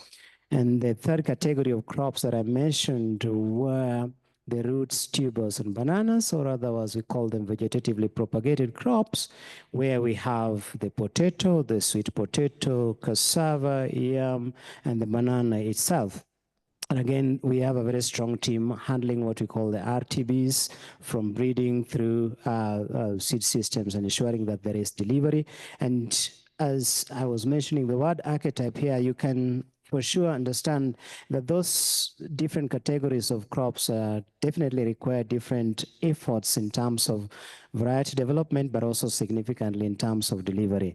And of course, it's not possible to handle all crops, so there has to be a form of prioritization. But while some of the crops that you can consider minor and that in the past have been considered orphans have found a home through what we're calling opportunity crops of yesterday, there was a session lasting nearly 2 hours on vision for adapted crops and soils, where there was a strong mention of opportunity crops, some of which included, for example, amaranth, sesame, Bambara groundnut, and there is investment in terms of breeding, there is investment on seed systems, but also significant investment in terms of capacity building to ensure that there is a next generation of breeders who will be ensuring that these varieties are also, these crops are also not neglected and left behind. Because I know whoever is asking this question is in part worried about what about the minor crops? Are they forgotten? Are they left behind? No, they are not totally forgotten. There is an attention being given to them, a major attention, and hopefully that attention can only escalate, can only increase rather than reduce. Thank you. Okay, thank you, Chris. So I heard a fabulous response, but a very long list of crops. And so I'm going to put Michael now in the hot seat. And so we've got a long list of crops. And if I'm wearing the hat of being an investor in breeding, what kind of information could you share with me and could Matty share with me that would help me understand which investments are going to have the biggest impact? Yeah, so to understand which investment's going to have the biggest impact, we use, I mean, without going into all of the details, the approach that I mentioned before, to look at what are the indicators that help us understand what the opportunity for impact is in a particular market segment for whether it's improved nutrition, climate resilience, higher productivity. We can't just look at one of these in isolation. And so the social scientists in market intelligence have they've developed a whole range of these indicators. I'm probably stealing Maddie's answer now. And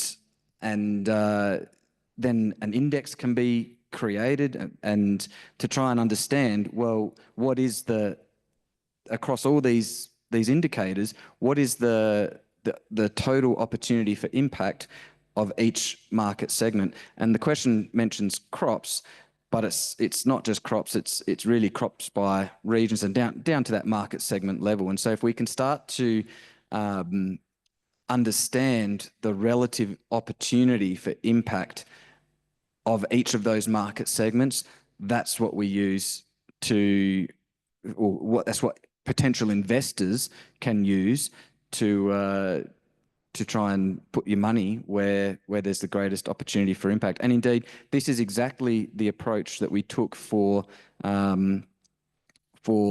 assigning pooled funds in 2024.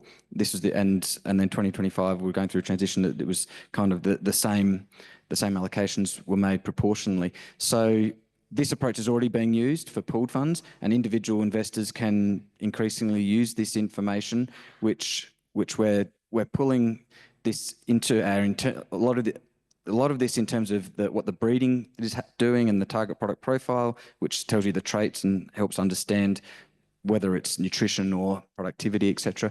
That's in our internal tool I mentioned earlier, the breeding portal. But then investors will look to GlowMIP, where that information, because those two tools are they're synced and all the information is exchanged freely between them, and that's where investors look to try and get that information, that data. And he's just answered for Matty.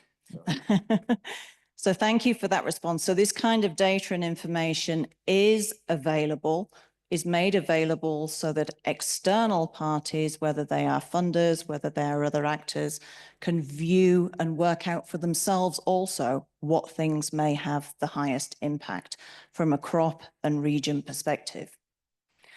Now, coming back to looking at the smallholder farmer, we've heard a lot about serving the smallholder farmer in the conversations today. What is the role that NARES and the CGIAR and the comparative roles between the two different kinds of institutions, one working much more at a regional and international level, the NARES working within countries? What are the roles of the CG versus the NARES in involving smallholder farmers themselves in breeding? Hortense, I'll ask you that question first. Okay, thank you, Sarah. Yeah, I think I will try to give an answer to this question, which is a little bit tricky. I think farmers, smallholder farmers, I think they are key in all what we are doing, because they are the target of all the product, the first target of all the product. And in several countries, they are the one producing they are the one producing the majority of the crops. I think by involving the smallholder farmers, NARES, I think they are playing an important role, because they are able to identify, involving them, they are able to identify the real problems, and also based on all the constraints that they are facing, it helps to define the product, the target product. It's true that along the value chains, many other actors will be involved, that is processors, traders, but it starts from the smallholders farmers, because they are the ones to produce all the product needed by other stakeholders. So I think the role of the NARES is very important. But going to CGIAR centers, that is the part which is a little bit, CGIARs are supporting NARES in implementing, in producing, in product development, and I think it's also an very important role, providing, when necessary, support in terms of funds, capacity building, to reach the smallholder farmers. So that is what I can say for now. Thank you. Thank you. And as he didn't get to answer the last question, and Michael stole his thunder, Matty, what would you view from that perspective of the role of the CGIAR versus the NARES in really making sure that the voices and needs of smallholder farmers are accurately captured and translated into new varieties and breeds? So I think the role of the CGIAR is making sure that all voices are heard. We are not private sector. I think we need to make sure that we look at all voices and we step in wherever there is a failure, wherever there is a market failure, wherever the private sector doesn't step in. And in many cases, we see that it's the larger scale farmers that are typically served by the private sector with breeding products that are more targeted to their needs. And I think that's where the CGIAR needs to step in. They need to look at the needs of more marginalized communities. And from a market intelligence perspective, the way you do that is two ways. You use different indicators. You use indicators that go more that talk more about prevalence. What are really the smallholder farms? What is small? What are marginalized communities? I'm expanding it a bit to in a broader sense. And then secondly, by really doing targeted research and making sure that that is then reflected in market segmentation, that's converted into market intelligence, and then we informed into product design. Now, the role of the NARES is to make sure that they express their needs from their perspective. So it needs to make sure that they come to us and say, what are the areas we need to focus on, and what our products, what are the basic traits that our products need to have, such that they can be refined into the specific needs of those smallholders farmers in the country. So it is, I would say both have an important role to play. CGIAR cannot just focus on an average farmer. That's something that doesn't exist. We cannot do that. From the start, we need to understand what a smallholder farmer is, what the specific needs are, and how they are different from the large-scale farmers that are served maybe by the private sector, maybe or maybe not. It depends on the market segment. Thank you very much, Matti. I'm afraid we now have to run to wrap up. And so first of all, I would like you to join me in thanking our panel for their very considered responses.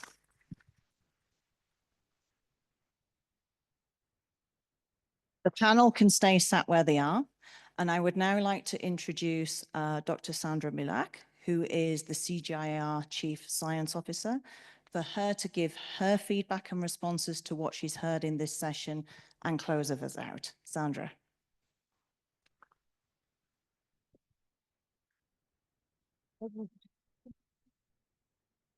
Okay. Here I see a lot of old friends because I know this community better than the other ones, but I see a lot of, but I also see a lot of new faces. So new friends. So that's good. I'm gonna make a lot of new friends. That's awesome. So Breeding for Tomorrow is such an important program within the portfolio. It's probably the oldest program. If CGIAR was being founded 50 years ago, and you look at all the programs, Breeding for Tomorrow will be there. I'm not sure some other programs are new, but Breeding for sure would be there. So, I mean, it carries a lot of legacy, a lot of achievements.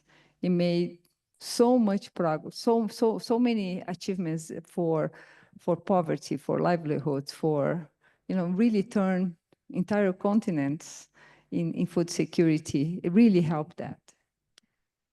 Fantastic. And of course, CGIAR play for many years with many partners into that. But Breeding for Tomorrow needs to look at the future now. This is the time for the future. Because what we did in the past likely is not going to take us to the future in many different angles. If you think about, and there was a lot more people at the beginning because I was here watching you guys, but if we look at here in this room, we probably have in this room the largest social capital in public breeding in the world. We are here. So, I mean, we are a powerhouse in that sense of knowledge, of experience, of partnerships, of everything. So we need to really strive to do, to solve these big problems. And there are the problems that we solve, they're becoming bigger. And they're requiring us urgency to do things faster. So for me, as a breeder, as you know, I have a lot of breeding experience. I think we can really raise our bar much higher, and we need to do it.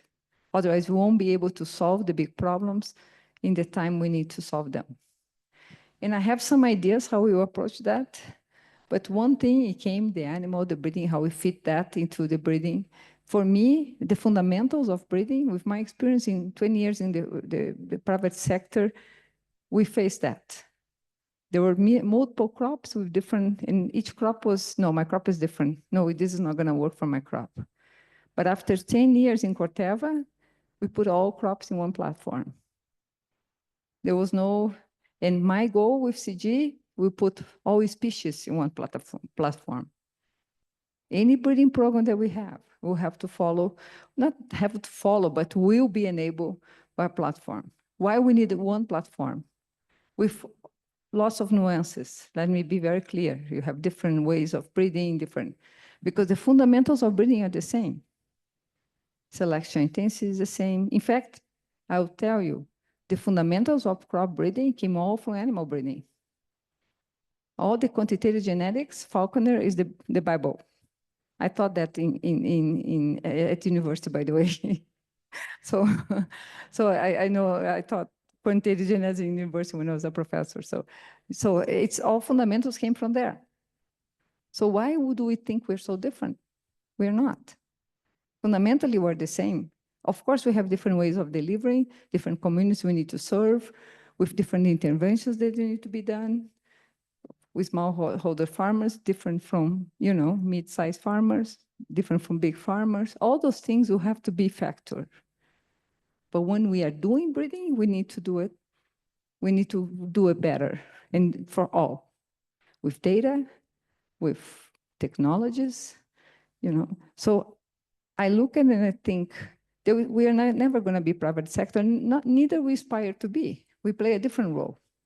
In fact, private sector has to become a very important partner who we work with to be able to get things moving. When private sector, and there are lots of companies who will really rely and can rely in our germplasm, in our potential products. But let's look at the public sector.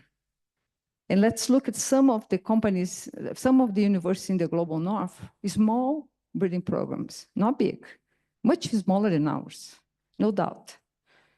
You go and look at, Michigan University, Minnesota, and I've done this for wheat, by the way. I look at all public programs for wheat because wheat is a crop that is mainly funded by public. It's very little by private. When I was working with cement, I did that exercise. And my question was, where are we in technology in this small? Because we always say, well, we don't have enough money to transform technology. But universities don't have much more money than we have. In fact, I think we have more money than they have in many ways. How we use the money is a different question, but we do have the money. It's just we maybe have different choices. But I look at that, and most of these universities, small universities in the global north, they are ahead of us, at least 10 years in technology, implementing technology. So my question is that, well, we are the largest public breeding community sitting in this room. It does not CGIAR only, we are all part of the same. We're here, we're not gonna solve this alone. We're all gonna solve this together. There's no question on that. Why are we still behind 10 years? Why have we not? And now, more than ever, we need to be faster. We need to be more efficient. Otherwise, we're not going to solve these big problems. That is the question that I want, is a call for action for us. We need to ask that question, and we need to see how can we actually move forward in a different direction with the breeding programs. So, my old and new friends, let's do this together. We need, and I'm behind you. I'm supporter. I know what breeding can do for our mission. You saw we have a very big ambition, and breeding is going to be central to solve many of those things. But let's open our minds for the change that we need to go through it. Let's not stick ourselves to the past. What made us great is not what's going to keep us going and solve the problems. And let me just finish one thought for you to think about it. I had conversations with many breeders in cement, and we always remind us the legacy of Dr. Burlock, because he built a legacy. And anytime we talk about it, people will say, well, Burlock, we always share it, and we need to, because what he did was incredible. But I always told them, we need to follow his principles, not his practice. For his time, he was extremely bold. Shuttle breeding, I don't think private companies were doing when he started pushing. Maybe one or two, but maybe among the four, but he pushed things, he did things for his time the breeding programs were not doing across the globe. But now, those practices need to look different because we have more technologies. We need to do genetic predictions for complex traits. There was a question here. I told Roland because I was watching. I hope the answer to this question is simple: genome predictions. That's it. There's no other answer to that. Again, I like to simplify things, as you know, but we need to do better. We need to follow his boldness and be bold like he was, his principles of boldness, not his practice. His practice are way past his time. Thank you.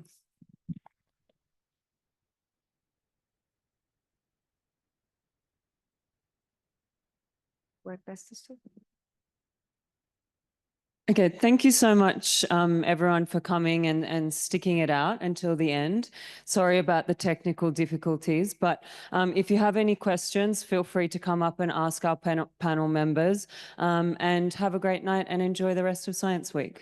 Thank you. Bye.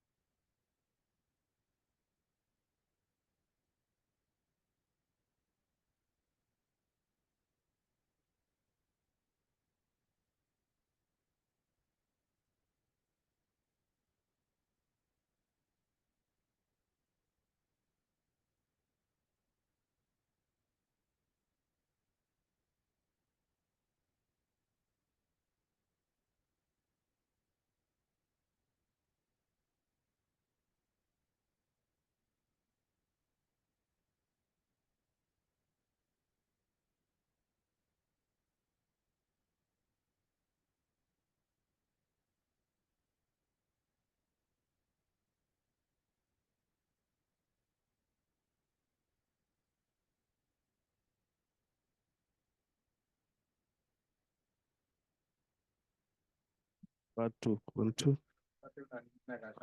1, 2, David to John.